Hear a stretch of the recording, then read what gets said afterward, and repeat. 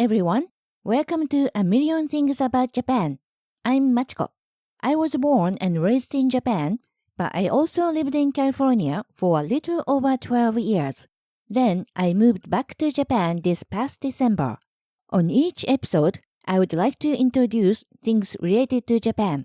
It can be Japanese food, culture, customs, and more, but something unique, something really Japanese, and hopefully something new to you. So please subscribe to the channel and find out what Japan has to offer. よろしくお願いします。Last week, my husband and I went to see a Japanese professional baseball game. The game was Tokyo Yakult Swallows against Yokohama DNA Beistars at Meiji Jingu Baseball Stadium. Japanese professional baseball has many unique aspects. If you like sports, it may be interesting to experience it in Japan. So I will share my experience today. You can see some video footage too, so I hope you enjoy this episode.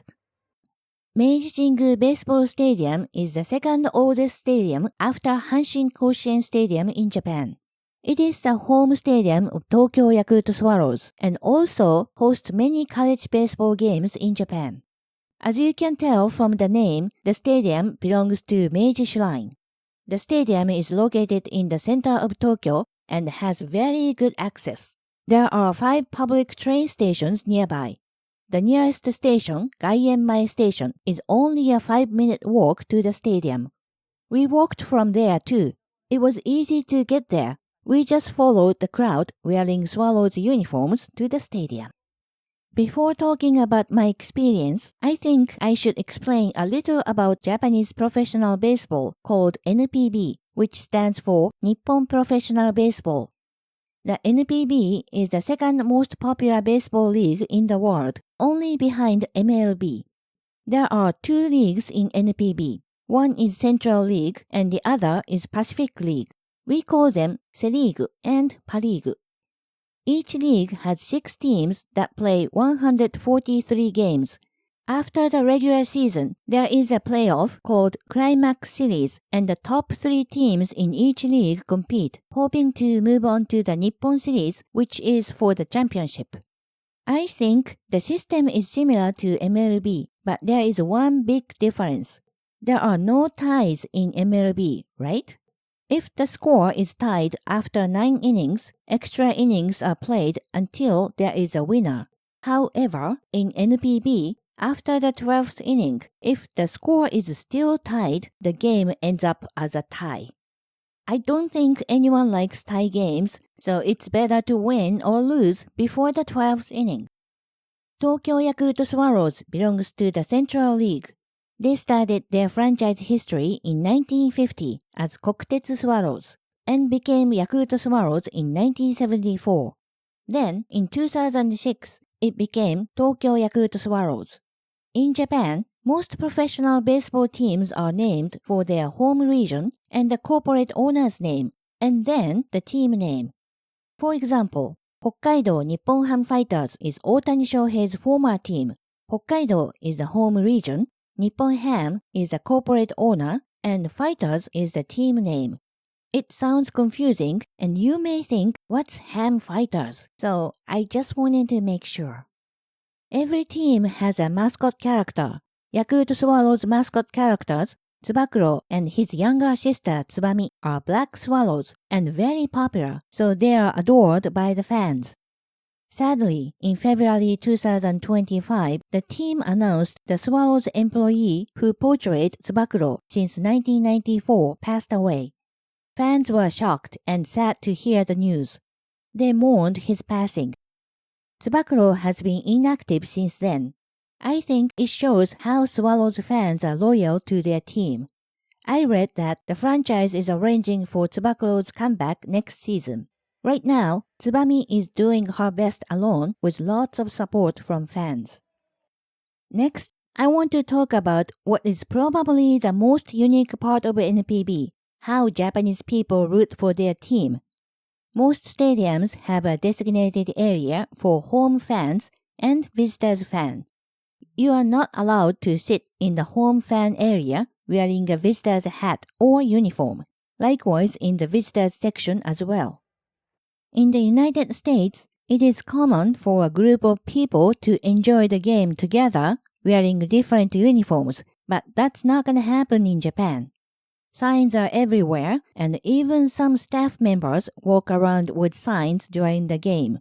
It may seem very strict, but it helps to create a very unified rooting atmosphere.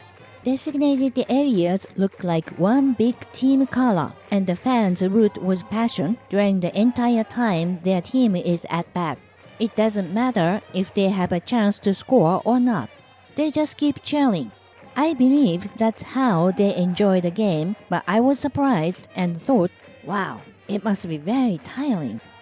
Each team has a cheering squad which is approved by the franchise. It includes musical instruments such as trumpets and drums. And there are also people who lead the cheers by giving specific instructions to the crowd. Each player also has their own song and people cheer their names. I saw some people holding lyric cards and singing loudly. Wow! One very famous thing is a small umbrella that is a necessary item when Swallows fans cheer for their team. This tradition started in the 80s. Their cheering squad leader, Okada-san, encouraged fans to bring umbrellas to make Jingu Stadium look more full than usual. This type of cheering with umbrellas became identified as a uniquely Swallows tradition as time went by. Nowadays, whenever their team scores or in the middle of the 7th inning, fans have a special umbrella cheering routine along with a song called Tokyo Ondo. I like sports and always enjoyed going to see the games in the United States.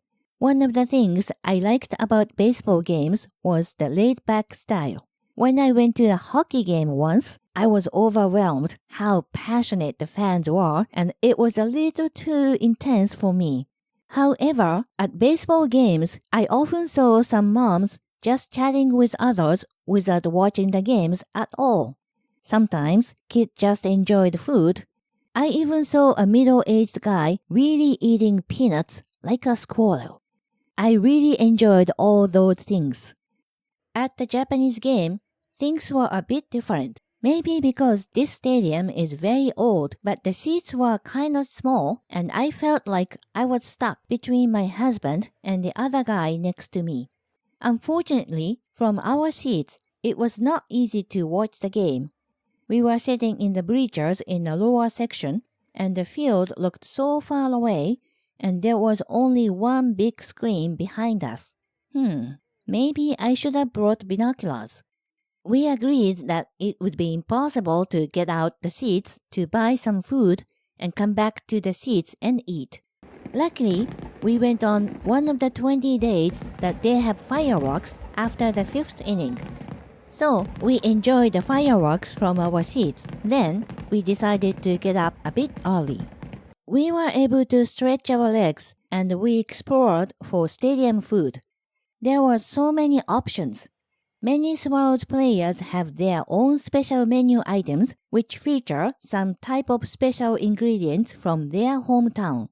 If I am a fan of a specific player, I would have tried that player's menu. Other than those special menus, they have many kinds of finger foods, lunch boxes, and fancy sweets as well. Everything looked so good, but we decided to try a beef-wrapped rice bowl on a stick, which is called nikumaki onigiri, and some sausages. They were nothing fancy, but tasted good. A couple days later, I read their karaage, which is a Japanese-style fried chicken, is one of Meiji Jingu Stadium's signature foods. Oh well, maybe next time. There are way more food options than you can imagine, so I recommend you check the menu online before you go. Also related to stadium food, I should talk about the Japanese beer girls. It may depend on the stadium, but I only saw vendors for beers and other drinks. In the United States, I usually saw young male vendors selling beer or hot dogs, and older guys selling ice cream, cotton candy, or peanuts. Here in Japan, beer vendors are almost always young women. These beer girls wear cute baseball-themed outfits provided by each beer company And I think they get the commission on top of the hourly wage by selling beer to the customers. Surprisingly, working as a beer girl at the baseball stadium is a very popular part-time job among young women. The beer equipment is 15 to 20 kilograms and they walk up and down steps during the whole game, so it is obviously very physical. However, the girls always look like they enjoy communicating with the customers. It is very Japanese, so if you drink beer, please buy some from one of them. Lastly, let me introduce some popular items that you can buy at the souvenir shops to root for the team. The recommended item at Meiji Jingu Stadium is Oen Gasa, which is a small colorful umbrella. Oen means to root and the Gasa or Kasa means umbrella. It is actually too small to use as a real umbrella, but it is small enough to fit into your suitcase. If you want to experience cheering for the Swallows in the traditional way, it is the item you must get. Another recommended item is a team towel. They have towels with the team colors and logo. Also, each player has their own towel with their name and number. So if you find your favorite player, you might want to buy his towel. It is very popular to cheer by holding it in front of you. So with your towel, it may be easy to blend in with the fans. There are many shops both inside and outside of the stadium where you can buy team merchandise as a memory of your NPB experience. You might have the image that Japanese people are quiet and reserved, but you may be surprised at how passionate Japanese fans really are when supporting their favorite team. Thank you for listening. If you enjoyed this episode, please like and subscribe. I also have an Instagram account for A Million Things About Japan. You can find the link in the description. What do you think about Japanese baseball fans? Have you ever been to a Japanese baseball game? Please share your experience in the comments. Alright then, stay tuned for more episodes. まったね